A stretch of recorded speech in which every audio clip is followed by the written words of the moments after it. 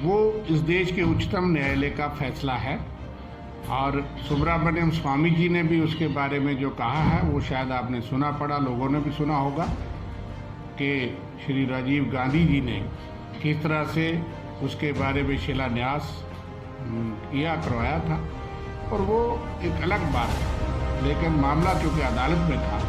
राजनीति कांग्रेस पार्टी धर्म के बुनियाद पर नहीं करती, लेकिन अपनी अपनी धर्म में आस्था सब लोग रखें, अपने अपने धर्म का सम्मान करें, वो हमारा सेकुलरिज्म है। आपके लिए कहा जाता है कि राम विरोधी है, कांग्रेस पर बहुत सवालों की बौछार होती है। कहते हैं कि दिग्विजय सिंह का बयान आता है, वो कहते हैं कि कोरोना इन लोगों को तभी हुआ क्योंकि ये भाजपा के साथ संबंधित पूरा मामला उन्होंने कर। फ्यूचर कहाँ गया? आम लोग जो 2.5 रुपये में बिजली खरीदता था, कल उसका रेट 7 रुपये या 8 रुपये होगा। आम लोगों का क्या हाल होगा? भाजपा कहती है रविंद्र जी कि हम अपना संगठन मजबूत कर रहे हैं, हम चुनाव के लिए तैयार हैं। क्या आप तैयार हैं? वो संगठन जरूर मजबूत कर रहे हैं, दफ्तर बहुत बड़े बड़े एसी बना रहे हैं, वो हम देख रहे हैं। क्योंकि 5 साल की सरकार, 60 महीने की सरकार और 60 साल की सरकारों में हमारा दफ्तर घोटालों की सरकार है। यहाँ पर तो यही एक तंज कसा जाता है, घोटालों की सरकार, भ्रष्टाचार, देश को लूटा, 70 साल लूटा। आप हमारा दफ्तर भी देखिए, जाइए भारतीय जनता पार्टी के, आप तमाम डिस्ट्रिक्टों में जाइए, उनके दफ्तर देखिए, हमारी पार्टी के भी देखिए। इसलिए 60 साल की सरकार और 60 महीने की सरकार का अंतर लोगों को नजर आता है। आप भ्रष्टाचार से लिप्त नहीं साबित करिए। कोई भी जो सबूत आप जुबानी इल्ज़ाम लगाते हैं, आपके खिलाफ तो लोग इल्ज़ाम लगा रहे हैं। लैंड डील्स के लोग जो हैं वो आपके चिट्ठे खोल रहे हैं, कार्रवाई कोई नहीं होती क्योंकि आपकी सरकार है। जो आपकी पार्टी में चला जाएगा वो गंगा स्नान हो जाएगा, पवित्र हो जाएगा। जो दूसरी पार्टी में उसके खिलाफ सीबीआई इंक्वायरी होगी। आपकी पार्टी के भी बहुत नेता गए, मैंने कहा टूट की कगार जो दूसरी पार्टी में हैं उनके खिलाफ आपने सीबीआई जांच भी की, लैंड डील्स में करते हो, करिए।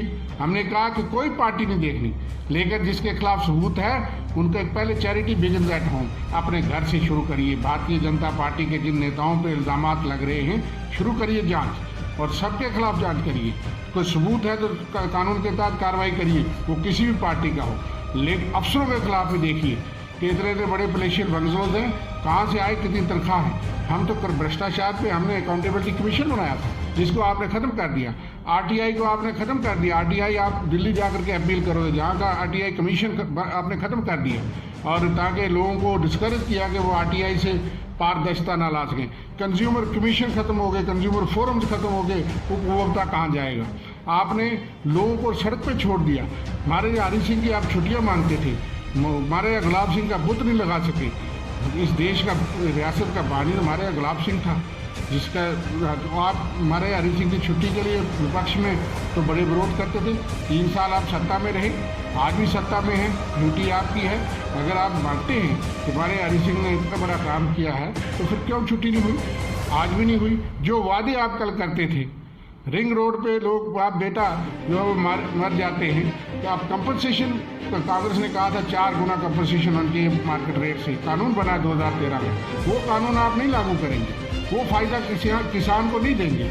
आप चौथा हिस्सा उसको कंपनसेशन देंगे तो लोग मरेंगे तो नहीं, क्या करेंगे? इसलिए भारतीय जनता पार्टी कथनी और करनी में बहुत बड़ा अंतर है।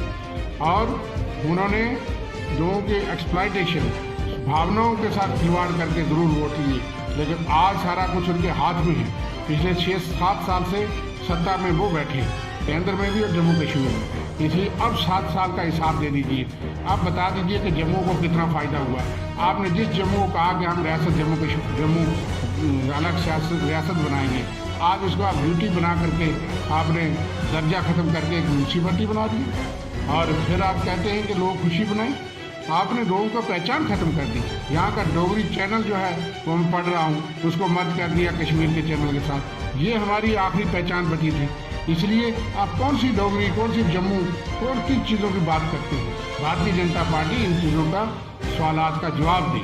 हम जनता की तरफ से जवाब मोदी सरकार की बात की जाए तो 5 अगस्त का दिन कहते हैं कि इतिहास के पन्नों में लिखा जाएगा, क्योंकि उस दिन राम मंदिर का निर्माण जो इस सरकार के मैनिफेस्टो में बहुत अहम रहा, और साथ ही साथ धारा 370 की समाप्ति, एक ऐसा दिन जिसको जश्न के रूप में मना रहे हैं, लेकिन तमाम विपक्षी दल के नेता इसको काला दिन मना रहे हैं। इससे पहले की बात की जाए, कुछ नेताओं को नज़रबंद कर दिया गया, और जब समय बीतता गया तो कहीं ना कहीं उन्होंने आवाज़ भी बुलंद की और कहा कि किस तरह से हालात बना दिए हैं कि केंद्र शासित प्रदेश जब बना, हमने सोचा केंद्र का दबदबा होगा, केंद्र के अधीन पूरा मामला होगा, विकास की यहाँ पर लहर आएगी, लेकिन धारा 370 को विकास के लिए बाधा माना गया था। अब कांग्रेस का क्या मत है इस पर, क्योंकि तमाम विपक्षी दलों के नेता अपना अपना मत रख रहे हैं, अपना राय रख रहे हैं, लेकिन यहाँ पर रविंदर जी मेरे साथ मौजूद हैं जो चीफ स्पोक्स पर्सन, उनसे जानने की कोशिश करेंगे किस तरह से ऑब्जर्व कर रहे हैं इस दिन को। उनके लिए जश्न का माहौल है, आज़ादी से पहले कहते हैं कि आज़ादी मिल चुकी है धारा 370 से, किस तरह से देखते, क्या लगता क्या है कि धारा 370 से आज़ादी मिल चुकी है और 15 अगस्त को आज़ादी का दिन है, लेकिन बहुत से लोग जो कह रहे हैं कि खुशी की लहर है। देखिए, 5 अगस्त 2019 और 5 अगस्त 2020 में अंतर है। 5 अगस्त 2020 को अगर शिलान्यास हो रहा है श्री राम मंदिर का, उसकी हम सब लोग आस्था रखते हैं। वो इस देश के उच्चतम न्यायालय का फैसला है, और सुब्रमण्यम स्वामी जी ने भी उसके बारे में जो कहा है वो शायद आपने सुना पड़ा, लोगों ने भी सुना होगा कि श्री राजीव गांधी जी ने किस तरह से उसके बारे में शिलान्यास करवाया था, और वो एक अलग बात है। लेकिन मामला चूँकि अदालत में था, राजनीति कांग्रेस पार्टी धर्म के बुनियाद पे नहीं करती, लेकिन अपनी अपनी धर्म में आस्था सब लोग रखें, अपने अपने धर्म का सम्मान करें, वो हमारा सेकुलरिज्म है। आपके लिए कहा जाता है कि राम विरोधी है, कांग्रेस पर बहुत सवालों की बौछार होती है, कहते हैं कि दिग्विजय सिंह का बयान आता है, वो कहते हैं कि कोरोना इन लोगों को तभी हुआ क्योंकि ये भाजपा के साथ संबंधित पूरा मामला उन्होंने कर दिया। चलिए, दिग्विजय सिंह ने जो सवाल किया है कि मुहूर्त जो है 32 सेकंड का, तो पंडित बता रहे हैं कि ये 5 अगस्त ही क्यों अहम था। ये पिछले साल भी 5 अगस्त क्यों अहम था, इसी अगस्त में, क्योंकि इस अगस्त में अगस्त क्रांति भी हुई थी 9 अगस्त। इसी अगस्त को हमें आज़ादी भी मिली 15 अगस्त। मैं समझता हूँ उनकी अहमियत बहुत ज़्यादा थी। या तो कहीं ना कहीं इनके दिल में 15 अगस्त के अलावा कोई और दिन रखना चाहते हैं जिसको देश की जनता जो है वो 15 अगस्त से ज़्यादा बनाए। और 15 अगस्त की अहमियत मैं समझता हूँ इस देश के वासियों के लिए सबसे अहमियत है। क्या आपके लिए उस तरह से माहौल है कि भाजपा जश्न मना रही है, दीपमाला करने वाली है, कहीं ना कहीं दिवाली है? मैंने कहा जहाँ तक भगवान राम मंदिर का निर्माण की बात है, अब चूंकि उच्चतम न्यायालय ने फैसला कर लिया और राम मंदिर के निर्माण पे हम सब लोग उस आस्था से जुड़े हैं। जो लोग धर्म की आस्था को मानते हैं, हम उस आस्था से जुड़े हैं। इसलिए अगर मैं इसका जिक्र करूं, रविंदर जी, धारा 370 की समाप्ति किस तरह से देखते हैं? 1 साल हो गया है, क्या केंद्र सरकार की वो दावेदारी विकास से? मैं आऊँगा, क्योंकि अब मैंने इसीलिए कहा कि 2019 और 2020 के 5 अगस्त का अंतर ये है, इसलिए हमने कोई ब्लैक डे नहीं बनाया। लेकिन हमने 4 अगस्त से आज से हमने एक कार्यक्रम लॉन्च किया है, क्योंकि 4 अगस्त को ही जम्मू कश्मीर को पाबंद कर दिया गया था। तमाम मोबाइल और लैंडलाइन टेलीफोन बंद कर दिए गए थे कश्मीर वादी के अंदर भी, और तमाम जो है वो होस्टेज कर दिया गया। और एक बहुत बड़ी यात्रा जो कि कभी नहीं रुकी आतंकवादियों की गोलियों और बुछाड़ों में भी, उसको धर्म भरम करके 5 अगस्त को ही चुना गया। ये भारतीय जनता पार्टी बताए कि उस होली यात्रा से भी अहम क्या बात थी। ये 25 अगस्त को भी हो सकता था, 5 सितंबर को भी हो सकता था, लेकिन आप विपक्ष में हो तो धार्मिक आस्था है, आप सत्ता में हो तो धार्मिक आस्था को तोड़ मोड़ करके, धर्म भरम करके, बाकी किसी की तो आस्था ही नहीं। आस्था धर्म की, हिंदू धर्म की आस्था और सारा ठेका भारतीय जनता पार्टी के पास है, वो दूसरे की आस्था नहीं मानते। इसलिए वो सवाल दे दे कि ये 5 अगस्त ही क्यों इम्पोर्टेंट था। लेकिन चूंकि 5 अगस्त को उन्होंने शुरुआत की, लेकिन 4 अगस्त से ही शुरुआत हो गई थी कि जहाँ डेमोक्रेसी का कत्ल और डेमोक्रेसी को दबाना। और जैसे आपने देखा कि अगस्त में ही मुझे इसी दफ्तर से उठा लिया गया था, मैंने तो कुछ बोला नहीं था प्रेस वार्ता से। तो इसलिए जिस किस्म का वातावरण है, आज 1 साल के बाद हम उनसे पूछना चाहते हैं भारतीय जनता पार्टी से कि बताइए, जो मकसद आपने बताए थे पार्लियामेंट के अंदर और पार्लियामेंट के बाहर कि दफ़ा 370 स्पेशल दर्जा जम्मू कश्मीर का ख़त्म करके और जम्मू कश्मीर की रियासत को तोड़ फोड़ करके, विभाजन करके, डाउनग्रेड करके यहाँ की ऐतिहासिक डोगरा रियासत को ख़त्म करके हासिल करने वाले थे, उनमें से कितने मकसद हासिल हुए और कितनी अचीवमेंट हुई, ये भारतीय जनता पार्टी को बतानी चाहिए, जिससे वो सेलिब्रेशन कर रहे हैं। सेलिब्रेशन लोग करें तो हम भी खुश होंगे, लेकिन सेलिब्रेशन एक पार्टी कर रही है। लोगों को आपने 4 अगस्त में कश्मीर वादी आज से ही दोबारा लॉकडाउन और कर्फ्यू में चली गई। पूरा कश्मीर वादी में इसका मतलब अनरेस्ट है, इसका मतलब हालात नॉर्मल नहीं हैं, आतंकवाद काबू नहीं है, आप 4G रेस्टोर नहीं कर पाए 1 साल। ये बताता है कि आपने पहला दावा किया था कि इससे आतंकवाद की कमर टूट जाएगी और हालात सामान्य होंगे, शांति बहाली होगी। 1 साल के बाद हम पूछते हैं, यो उसका सबूत आपके सामने है कि कर्फ्यू आज से नाफिज, 4G को रेस्टोर करने के लिए सबसे बड़ी बाधा सिक्योरिटी बताई जाती है। कितने हमारे सिक्योरिटी जवान और फौजी शहीद हुए, इतनी आतंकवाद की वारदातें इस साल में हुई, इन्फिल्ट्रेशन की सबसे वारदातें ज़्यादा हुई और सबसे ज़्यादा सीज फायर पाकिस्तान की तरफ से फायरिंग इस साल में हुई। इसलिए पहली सवाल ये, और भारतीय जनता पार्टी इसका जवाब दे, और लोगों से भी हम जवाब चाहेंगे, सोशल मीडिया में वो इसको बताएंगे। पहला टारगेट ये बताया गया था। दूसरा टारगेट बताया गया था कि यहाँ बहुत बड़ी एम्प्लॉयमेंट की, जॉब अपॉर्चुनिटीज़ की जो है वो बौछार हो जाएगी। हम वो पूछना चाहते हैं कि कितनी एम्प्लॉयमेंट मिली। आपने कहा था कि 3 महीने के अंदर 50,000 नौकरियां जो हैं वो हम जम्मू कश्मीर के युवाओं को देंगे। आज 1 साल के बाद बताएं हमें कि 50 लोग भी नौकरी लगी।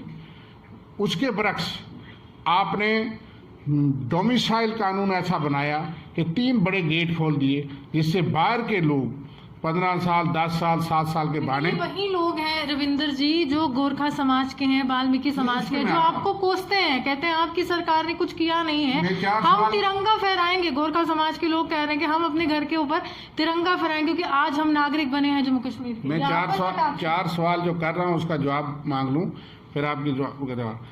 एम्प्लॉयमेंट में भारतीय जनता पार्टी बताए कि कितनी एम्प्लॉयमेंट गवर्नमेंट जॉब और प्राइवेट सेक्टर में हुई।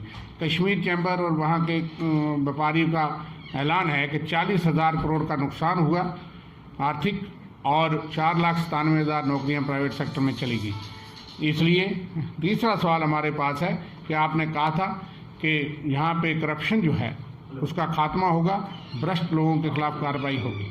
कितनी करप्शन कम हुई, कितना खात्मा हुआ, कितने भ्रष्टाचारियों को आपने जेल में ठोका और कितने बड़े बड़े मगरमच्छ जो हैं आपने पकड़े। और उसके अलावा जो नई लैंड डील्स और कई किस्म के इल्ज़ामात पब्लिक डोमेन में आ रहे हैं, जिसमें भारतीय जनता पार्टी के भी बड़े नेता शामिल हैं, उनके ऊपर कोई कार्रवाई, कोई एक्शन, कोई गवर्नमेंट का बयान क्यों नहीं आता। बीजेपी की भी सफाई नहीं आती। इसलिए नए जो करप्शन के चार्जेस पब्लिक डोमेन में आ रहे हैं और गवर्नमेंट दफ्तरों में करप्शन का क्या हाल है, लोगों को और गवर्नमेंट एडमिनिस्ट्रेशन में कोई रास्ता नहीं है, उसका हम जवाब चाहते हैं। चौथी बात आपने कही थी कि बहुत बड़ी विकास की नदियां बहने वाली हैं, और विकास की नदी यहाँ तक बही कि आपने बनी हुई सड़कें, हाईवे जो यूपीए की थी, उस पर आपने टोल प्लाजा लगाना शुरू कर दिया। एक टोल प्लाजा बंद का लोग विरोध करते थे, आपने टोल प्लाजा सरोवर को तोड़ा भी, हमने बंद कर दिया, लेकिन आपने साथ होकर उसको लगवाया। और आपने वादा किया कि यूटी में तो कोई टोल प्लाजा होता ही नहीं, लेकिन जब यूटी बनी तो उसके बाद सरोवर भी लग गया, लखनपुर भी लग गया। का अभी तर्क ये है कि अगर अच्छी सड़कें चाहिए जनाब, टोल टैक्स तो भरना पड़ेगा। चलिए, ये उनका तर्क लोगों को समझाएं ना, क्या लोग उसके इन तर्क से खुश हैं कि जब आप ओपोजिशन में थे तो आप उन टोल प्लाजा को तोड़ते थे, विरोध करते थे। जब आप सरकार में आ जाएं तो आपको याद आ जाता है कि 9% टैक्स भी लगाना है नई गाड़ी पे, सेस भी लगाना है, रोड टैक्स भी लेना है और टोल प्लाजा भी लेना है। ये फिर आप जब विरोध में होते हैं तो तब भी सोचना चाहिए कि कल हम सत्ता में आएंगे तो ये बातें हमको भुगतनी पड़ेंगी। लेकिन आपने ये बात लगाई और ये भी कहा कि यूटी बनने दो, बिल्कुल ये टोल प्लाजा खत्म हो जाएंगे, क्योंकि यूटी में तो ऐसा कोई प्रावधान नहीं है। उनके अध्यक्ष ने ये बात कही, और उसके साथ वही जो टोल प्लाजा तोड़ने वाले थे साथ खड़े थे उनके साबका मंत्री। और उसके बाद आज लखनपुर भी है। कल आपने देखा कि किस गुंडागर्दी से वहाँ एक लोकल यूथ जो वहीं का रहने वाला था, पार से इस तरफ अगर आया और उसकी इस तरह मार पिटाई, लोगों का रोष निकल आया, वो बीजेपी के खिलाफ है। और उसी के अलावा नाशरी में, अखनूर में अब कितने टोल प्लाजा लगाएंगे और कितना विकास और इंडस्ट्रियलाइजेशन हुई। ये 4 सवाल, वो खुशियाँ मनाएं, लेकिन ये 4 सवाल का जवाब हम मांगते हैं। और कितने कश्मीरी पंडित भाई हमारे कश्मीर वादी में जा सके 1 साल में। आप कह रहे थे कि हम ये करेंगे, जो बड़े मकसद आपने बताए थे, 1 साल का ग्राफ जो है भारतीय जनता पार्टी लोगों को बता दे। हम तो लोगों की तरफ से ये सवाल पूछ रहे हैं। बाकी रही बात आपने जो कही कि कुछ वर्ग जो हैं वो खुशी बना रहे हैं, बिल्कुल हम ये कहते थे कि कांग्रेस पार्टी ने ही इनिशिएटिव लिया था गुलाम नबी आज़ाद की सरकार ने कि डोमिसाइल जो है वो सबूत दिया जाए जो वेस्ट पाकिस्तान के रिफ्यूजी थे। और इन लोगों के हमेशा हम पक्षदार रहे कि जो लोग 70 साल से यहाँ पे रहे हैं उनका अधिकार बनता है, उनको दिया जाना चाहिए। उसमें ज़रूर कुछ कश्मीर बेस्ड पार्टियां जो हैं उन्होंने हमारा सहयोग नहीं दिया, हमारे पास भरपूर बहुमत नहीं था इसलिए जम्मू कश्मीर में, लेकिन हम हमेशा उनके हमदर्दी और उनके साथ रहे। महिलाओं का अधिकार हमने सुरक्षा किया। जब हाईकोर्ट ने फैसला किया उस बिल को अपर हाउस में हमने ब्लॉक करके महिला जो शादी करेगी बाहर, वो उसके लिए कानून आज भी था, वो 5 अगस्त 2019 से पहले भी था कि वो जम्मू कश्मीर की हकदार बन गई थी। लेकिन ये जो तबके थे इनके लिए तो हम तैयार थे क्योंकि इनको वो हक मिलना चाहिए, चाहे 1 टाइम एक्सेप्शन करके। बड़ी सवाल कर रहे हैं आप, हमेशा से ये कहते हैं कि चलिए आप सवाल कर रहे हैं भ्रष्टाचार कैसे खत्म होगा। भाजपा के नेताओं से जब सवाल किया जाए वो एक ही तर्क देते हैं, वो कहते हैं कि अब परिवारवाद की राजनीति नहीं है, अब अलगाववादी अपने जो रिश्तेदारों के बच्चों को जॉब्स में रिक्रूट नहीं कराते हैं, अब मैरिट पर बच्चा जाता है। इस तरह की बातें करते हैं कि साफ सुथरा प्रशासन, साफ सुथरी सरकार। देखिए, कहने और करने और कथनी में सत्यपाल मलिक जी ने इनको बहुत बड़ा सर्टिफिकेट दिया था जेके बैंक में। आप सत्ता में रहे, जब से 2015 से बीजेपी और पीडीपी सत्ता में आए थे, उन्होंने कहा कि भाई भतीजाबाद से जेके बैंक में पीडीपी और बीजेपी के भाई भतीजाबाद से एम्प्लॉयमेंट हुई। आप कौन सी स्वच्छ रिक्रूटमेंट की बात करते हैं? जब आप सत्ता में थे तो कई लोग, एक सिलेक्शन तो कैंसिल हुई और कई ऐसे लोग जो इनके भाई भतीजाबाद से लगे हैं उसकी जांच हो। और गवर्नर साहब ने ये कहा, और वो 3000 नौकरियों की बात जो है वो कही गई थी। आपने 2015 से 2020 में जो लोग लगाए उनको आधी तनख्वाह दी, SRO 202 आपने लगाया और 5 साल तक लोग लड़ते रहे। के बाद क्रेडिट भी तो लिया नहीं, कहाँ क्रेडिट दिया? जो 5 साल से जिन लोगों ने भुगता उन लोगों को वो तनख्वाह तो एरिया तो दीजिए। जो डेली वेजर, नीड वेज, जिनको आपने कहा कि यूटी बनने के बाद आप सब पक्के हो जाएंगे, पहले भी आप पक्के करते रहे, अपनी सरकार में तो कर नहीं पाए, लेकिन यूटी बनने के बाद आपने उनको जांचा दिया था। आज आप बिजली की प्राइवेटाइजेशन करने जा रहे हैं, 13,000 डेली वेजर वहाँ पे है जो हर रोज़ खंभे पे कोई ना कोई जो है शहादत देता है, लेकिन उनका फ्यूचर कहाँ गया? आम लोग जो 2.5 रुपये में बिजली खरीदता था, कल उसका रेट 7 रुपये या 8 रुपये होगा। आम लोगों का क्या हाल होगा? भाजपा कहती है रविंद्र जी कि हम अपना संगठन मजबूत कर रहे हैं, हम चुनाव के लिए तैयार हैं। क्या आप तैयार हैं? वो संगठन जरूर मजबूत कर रहे हैं, दफ्तर बहुत बड़े बड़े AC बना रहे हैं, वो हम देख रहे हैं। क्योंकि 5 साल की सरकार, 60 महीने की सरकार और 60 साल की सरकारों में हमारा दफ्तर घोटालों की सरकार है। आप पर तो यही एक तंज कसा जाता है, घोटालों की सरकार, भ्रष्टाचार, देश को लूटा, 70 साल लूटा। आप हमारा दफ्तर भी देखिए और जाइए भारतीय जनता पार्टी के ऑफिस, तमाम डिस्ट्रिक्टों में जाइए, उनके दफ्तर देखिए, हमारे पार्टी के भी देखिए। इसलिए 60 साल की सरकार और 60 महीने की सरकार का अंतर लोगों को नजर आता है। आप भ्रष्टाचार से लिप्त नहीं, साबित करिए। कोई भी जो सबूत आप जुबानी इल्ज़ाम लगाते हैं, आपके खिलाफ तो लोग इल्ज़ाम लगा रहे हैं, लैंड डील्स के लोग जो हैं वो आपके चिट्ठे खोल रहे हैं, कार्रवाई कोई नहीं होती क्योंकि आपकी सरकार है। जो आपकी पार्टी में चला जाएगा वो गंगा स्नान हो जाएगा, पवित्र हो जाएगा। जो दूसरी पार्टी में उसके खिलाफ CBI इंक्वायरी होगी। आपकी पार्टी के भी बहुत नेता गए, मैंने कहा कि टूट की कगार जो दूसरी पार्टी में हैं उनके खिलाफ आपने CBI जांच भी की, लैंड डील्स में करते हो, करिए। हमने कहा कि कोई पार्टी नहीं देखनी, लेकिन जिसके खिलाफ सबूत है उनका एक पहले चैरिटी बिगिंस एट होम, अपने घर से शुरू करिए। भारतीय जनता पार्टी के जिन नेताओं पे इल्जामात लग रहे हैं, शुरू करिए जांच और सबके खिलाफ जांच करिए। कोई सबूत है तो कानून के तहत कार्रवाई करिए, वो किसी भी पार्टी का हो। लेकिन अफसरों के खिलाफ भी देखिए कि इतने बड़े पैलेशियल बंगलोज हैं, कहाँ से आए, कितनी तनख्वाह है। हम तो भ्रष्टाचार पे हमने अकाउंटेबिलिटी कमीशन बनाया था जिसको आपने ख़त्म कर दिया। RTI को आपने ख़त्म कर दिया। RTI आप दिल्ली जाकर के अपील करोगे, जहाँ का RTI कमीशन आपने ख़त्म कर दिया। और ताकि लोगों को डिस्करेज किया कि वो आरटीआई से पारदर्शिता ना ला सकें। कंज्यूमर कमीशन खत्म हो गए, कंज्यूमर फोरम्स खत्म हो गए, उपभोक्ता कहाँ जाएगा?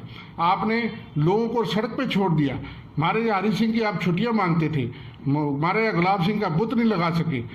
इस देश का रियासत का बानी महाराजा गुलाब सिंह था, जिसका आप महाराजा हरि सिंह की छुट्टी के लिए विपक्ष में तो बड़े विरोध करते थे।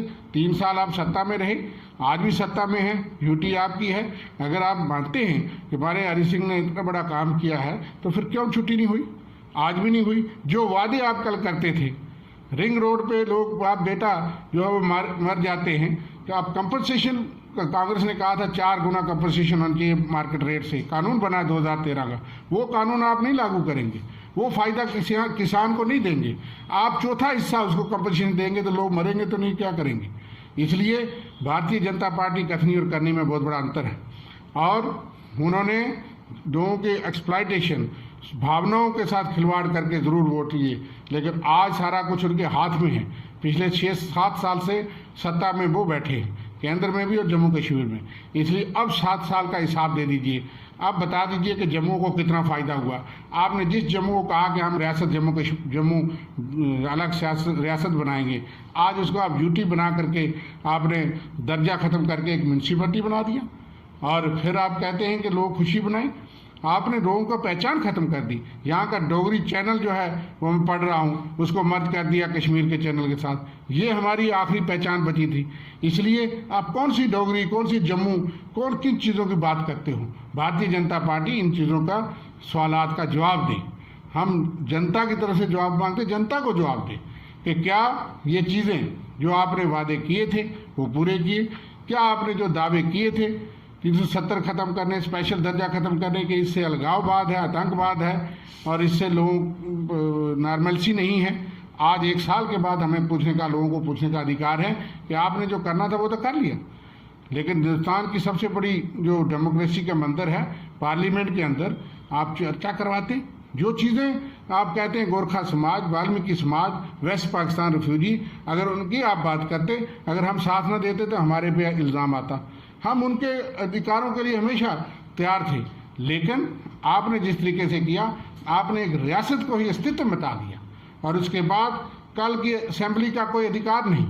आपके ऊपर लेफ्टिनेंट गवर्नर जो है वो additional secretary union of India के वो राज करेंगे, यूटी की असेंबली। आपने अपर हाउस खत्म कर दिया, जिसने वुमेन बिल जो है वो अपर हाउस में ही उसको दफन किया गया था, क्योंकि जम्मू कश्मीर एक सेंसिटिव रियासत थी।